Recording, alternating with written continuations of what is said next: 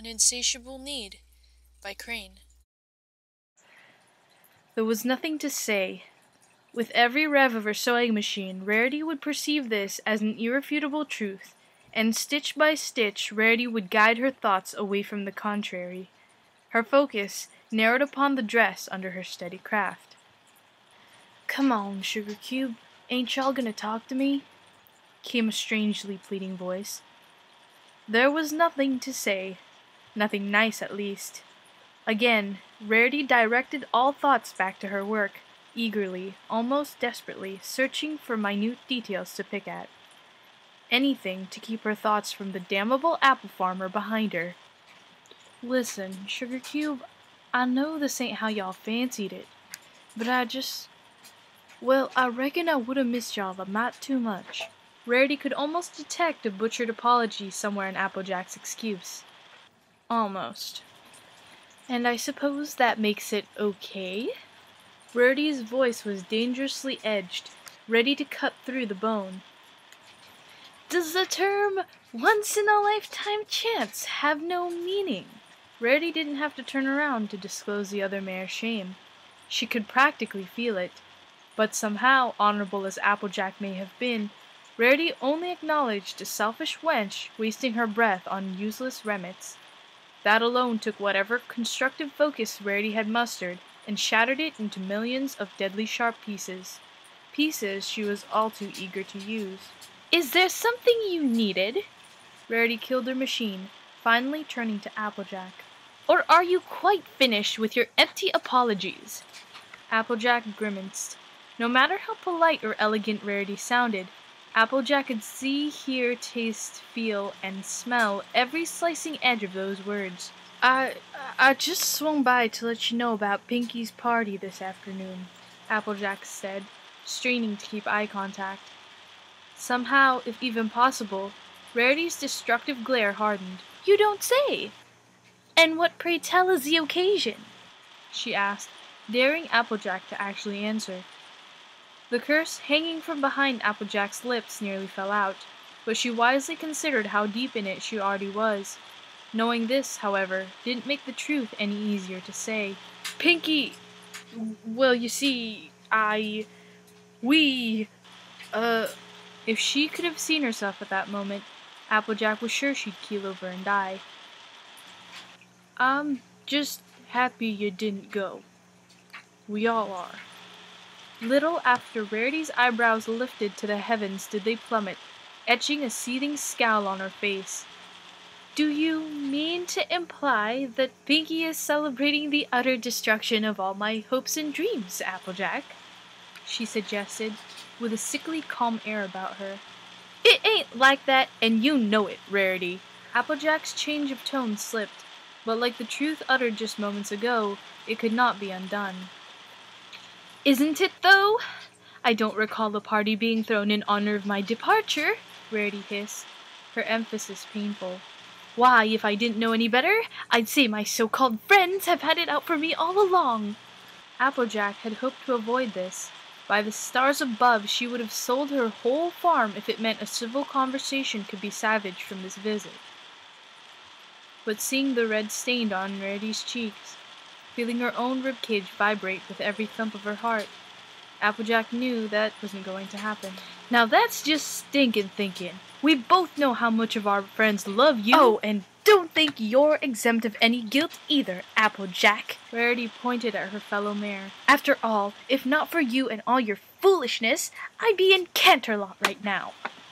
By now, Applejack was well aware of her brain's deafening screams for repentance, as well as her heart's deafening screams for retribution. The victor between the two went without saying. "Now wait just a hay-picking minute here. That train left without you 'cause you let it. Not like I twisted your leg or nothing," Applejack defended. The red on Rarity's cheeks deepened, and she shouted, "That's just like you, Applejack, denying responsibility when this is clearly all your fault." "What's your problem, Rarity?" Applejack demanded. "You are. You've always been my problem," Rarity shouted again. "I had everything I've ever dreamed of lined up in front of me, Applejack. Moving to Canterlot to finally begin my fashion career is what I wanted from the start. But you couldn't have any of that, could you? Only Applejack's stubborn pride kept her hoof from clutching over her chest. Eyes narrowed and jaw squared, Applejack quickly sifted for a way to end this discussion before it evolved into a full-blown argument, but quickly realized that doing so would involve a lot of lying. What's that supposed to mean? Applejack tried and failed to hide the pain in her voice. Is that what you really think? That I went out of my way to sabotage you? No matter how much she fought to keep it, Rarity's glare cracked, and along with it, the dam that held the reservoir in her eyes. Yes! Why couldn't you just stay at the farm like you said you would? It was hard enough saying goodbye to the others. Why did you have to show up at the train station and ruin everything? Rarity's momentum receded. Then Applejack uttered the million-bit question. Why did y'all stay? Her voice was just above a crackle. Whatever was left of Rarity's glare shattered in an instant, her eyes wide.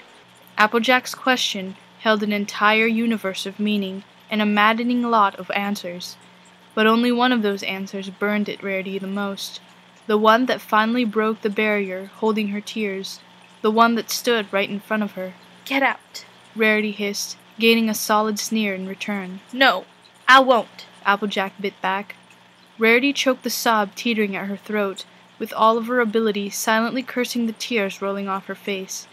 Grudgingly, her steady hoofsteps chipped away at the distance between Applejack and herself, and hoped against hope that she was threatening enough to make her point. You've caused more than enough damage, Applejack, Rarity hissed again, if only to keep that infuriating sob in its place. Leave my shop at once! The farmer's stock-still defiance broke Rarity's face into a desperate grimace. Still, Rarity persisted. Still, Rarity stepped closer, stopping only when her nose was almost unbearably close to Applejack's. I can't, was Applejack's only response, her eyes softening, pleading for Rarity's understanding. In fact, Rarity did receive Applejack's plea, yet she did well to assure the farmer didn't know that. Even then, Rarity's resolve crumbled. Her lips and throat nearly shook to pieces. Why are you doing this to me? Why can't you just let me go?